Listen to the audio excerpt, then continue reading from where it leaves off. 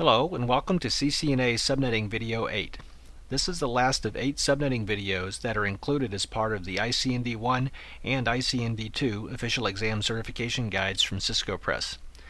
This video shows a process of how to find all subnets of a particular network when more than 8 subnet bits exist. In this particular case, we'll examine Class A Network 10 using mask 255.255.192.0. This video focuses on a particular process to find a few things about a network number. In particular, this process shows how to find all the subnet numbers of a single classful network, as well as identifying the two subnets that are special, the zero subnet and the broadcast subnet. A broader goal for this video is to be part of a package that helps you learn how to answer CCNA subnetting questions, in particular to teach you how to answer those questions quickly and with confidence. The Cisco Press CCNA exam certification guides, as well as some other Cisco Press resources, refer to a one-page summary of any single subnetting process as a reference page. The books explain 3 different variations of processes that can be used to find all subnets of a classful network. For example, reference page 7a is a process that shows how to find all subnets of a network assuming less than 8 subnet bits. RP7b assumes more than 8 subnet bits. There's even a third process described in the books that we didn't bother to name that assumes exactly 8 subnet bits. This video shows an example of how to use process RP7b. However, because process RP7b uses the concepts in process RP7a, this video assumes that you've already watched the video that shows the RP7a process and that you understand that process. This video is designed to show you an example of the RP7b process. However, for easier reference, the generic version of the process is listed here in the video. If you intend to refer back to this part of the video, just make a quick note of the time of the video right now. Also note that the generic RP7b process uses process RP7a, but changes step 6, the last step of RP7a.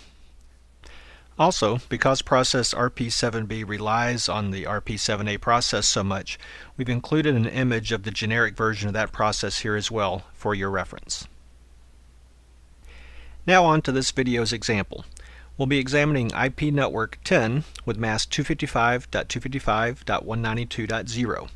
In this case, there are 8 network bits, 10 subnet bits, and 14 host bits. Now process RP7b says use process 7a until you add something that totals up to 256. So following process RP7a, the first 4 steps, here at step 1 we write down the subnet mask in the top row of a table. Then we put a box around the interesting octet, which is the 3rd octet in this case. It's interesting because the mask's value in that octet is not a 0 and it's not a 255. Then at step 3 we calculate the magic number, which as usual is 256 minus the mask's value in that interesting octet, in this case 64. Then finally at step 4 we write down the classful network number, which is always the same number as the 0 subnet. Next we'll continue on with process RP7a to find the next several subnets. Process RP7a says to keep repeating step 5, finding each new subnet. So in this case at step 5 we'll copy the previous subnet's value for the 3 boring octets, the ones outside the rectangle. And then to find the interesting octet's value at step 5b, we take the magic number of 64, add it to the previous subnet's value in that interesting octet, or 0 in this case. So the next subnet number is 10.0.64.0.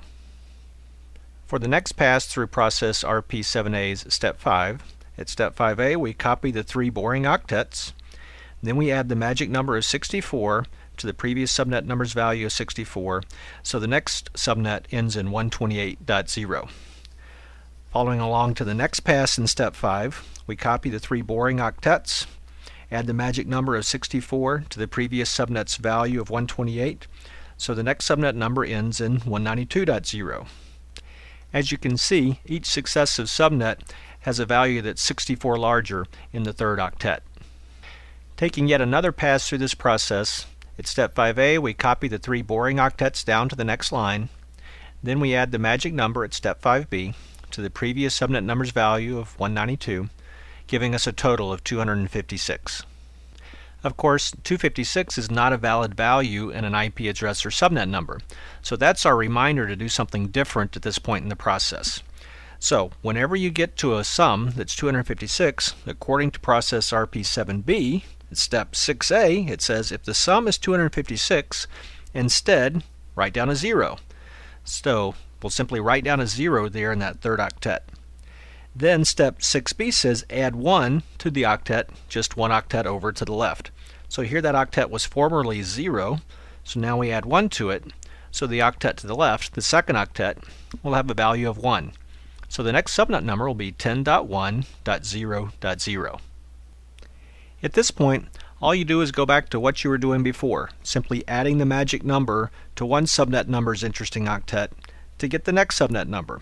So as you see here, we just copy down the 3 boring octets, add magic number of 64 to the previous interesting octet value of 0, giving us a next subnet number of 10.1.64.0. Now you just keep repeating this same process of adding the magic number in the interesting octet to find the next subnet number. As you see here, we copy the 3 boring octets, add 64, the magic number, to the previous subnet number's value of 64, so the next subnet number ends in 128.0. Repeating again, copy down the boring octets, add the magic number of 64 to 128, so the next subnet number ends in 192.0. Repeating it again, copying down the 3 boring octets, adding the magic number of 64 to the previous interesting octet's value of 192, we get to a value of 256, which is our reminder to say, alright, we're going to do something a little different now. So what do we do that's different? Well, we use the details that's shown in the generic RP7B process, step 6. That is to say, when you would have written down a 256, instead you write down a 0 in that octet, and then in the octet 1 octet to the left, the second octet in this case, you add 1. So in the second octet we add 1 and 1, giving us 2, making this next subnet 10.2.0.0. Now, if you remember that there are 10 subnet bits in this case, giving us 2 to the 10th, or 1,024 possible subnets, obviously we don't want to go through the math for every last subnet. So let's take a look at the pattern that you should see developing from what you've seen in the video so far. There are 4 subnets whose first 2 octets are 10.0, with the third octets being 0, 64, 128, and 192, as you see here. Then there are 4 subnets that begin with 10.1 with those same 4 values in the third octet. Then another set of 4 subnets that begin with 10.2 with those same 4 values in the third octet. Another set of 4 that begin 10.3. Another set that begin 10.4, and so on. So that's the pattern you should see here.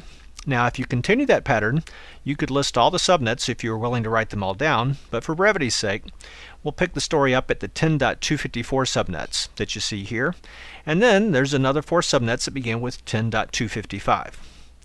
Now I know that's the final answer, with that last subnet, 10.255.192.0, being the broadcast subnet.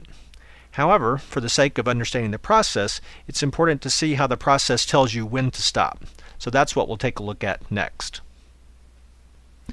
So, to follow the process through to see when to stop, let's just imagine you're writing down these last few successive subnets, the 10.254 subnets, 10.255.64.0, 10.255.128.0, 10.255.192.0, and finally you're adding 64 to 192, and you've written down a 256 in this third octet again for the next subnet. Well, of course you know that when you write down a 256, that triggers the different part of the process as defined by process RP7B. But in this case, it's going to tell us to stop. So we wanted to write down a 256 in the third octet, so instead we write down the 0 and add 1 to the octet to the left. However, in this case, because the octet to the left was 255 already, when we add 1, we'll have a total of 256. Well, the RP7B process says when you want to write down a 256, don't. Instead, write down a 0. So we put a 0 in the second octet, and then add 1 to the octet, 1 octet to the left. So in this case, following that same logic, we'll try to add 1 to the first octet. Well, of course, the first octet's value is 10. We add 1 to it, and we get 11. So the next subnet number would presumably be 11.0.0.0. However, as stated in the RP7B generic process, whenever you follow this process and the addition causes the network portion of the subnet to change, in this case the first octet being the Class A network part of the number, then that says, oh, you've gone too far.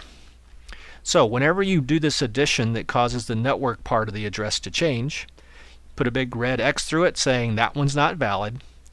Then the subnet one above that, in this case 10.255.192.0, is the broadcast subnet.